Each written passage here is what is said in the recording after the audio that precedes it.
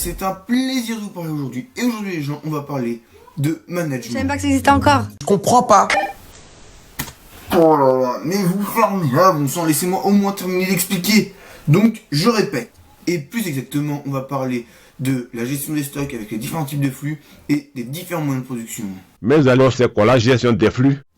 Donc déjà, premièrement, les différents types de flux. Il y a deux types de flux. Premièrement, le flux poussé. C'est quand une entreprise commande un maximum de matériel à vendre pour répondre au plus efficacement à la demande du client. Manque de peau, c'est que cette solution, ça peut coûter très cher et il faut que le stock soit liquidé le plus vite possible. Sinon, comme on pourrait dire, ça peut causer un petit problème. Démonstration.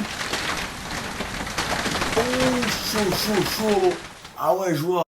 Donc, avec cet exemple, on a pu voir que justement, à cause du problème du temps, le flux poussé, ça peut des fois être assez problématique pour l'entreprise. Deuxièmement, le flux tendu. Ça, c'est quand une entreprise, justement, c'est l'inverse du flux poussé. C'est quand une entreprise, elle commande le moins de stock possible et qu'elle commande juste à la demande du client. Ça peut être, comme on pourrait dire, tendu. Ah ouais. Ok, je sors. Je fais des blagues pourraves.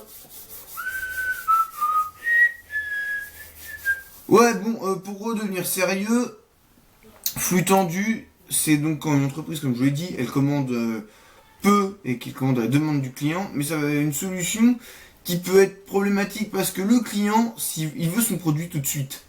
Donc s'il l'a pas, faut attendre que le fournisseur nous renvoie le produit, perte de temps, etc., etc. Et donc les clients, ils n'ont pas le temps d'attendre. Donc ils vont voir ailleurs. Ça fait exactement partie des facteurs de contingence.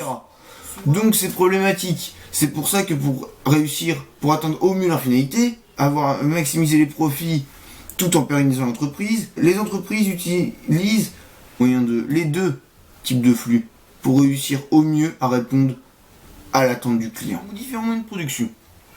Alors on peut en noter deux. Le unitaire, la production à l'unité, donc c'est-à-dire la production à l'unité. Mais ça, je laisserai quelqu'un d'autre en parler.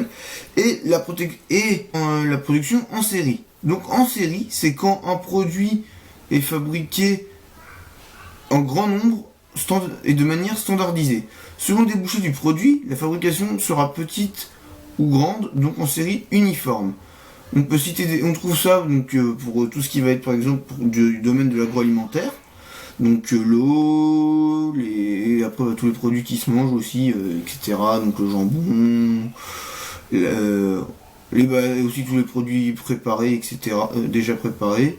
On peut aussi trouver ce moyen de production pour tout ce qui va être dans le domaine de l'automobile, avec donc les voitures produites en série, etc. Grâce à ce procédé, on arrive à avoir une grande quantité de produits, une grande quantité de produits identiques. Voilà. Unitaire, il s'agit de la fabrication d'un produit unique ou en très faible quantité. On rencontre ce type de production pour des articles sur mesure. Voilà, j'espère que la vidéo vous a plu, que ça vous a permis de mieux comprendre comment se gérer les stocks dans une entreprise et les différents moyens de production. Je vous souhaite à toutes et à tous une excellente journée et puis...